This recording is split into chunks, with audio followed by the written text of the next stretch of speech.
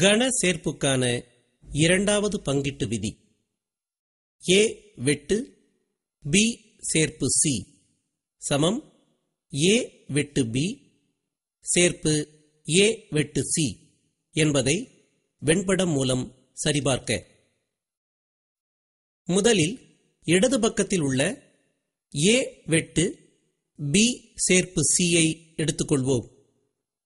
இதில் அடைப்புக்குறிக்குள் உள்ள பி சேர்ப்பு சி ஐ காண பி ஐயும் சி ஐயும் சேர்த்து நிழலிட வேண்டும்.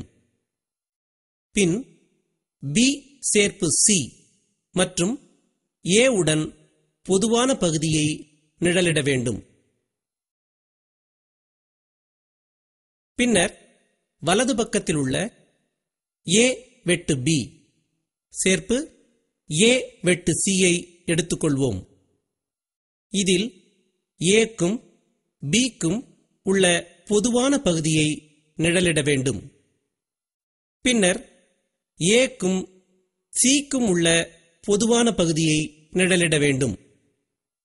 பின்பு ஏ வெட்டு பி மற்றும் ஏ வெட்டு சி ஆகிய இரண்டையும் சேர்த்து நிழலிட வேண்டும்.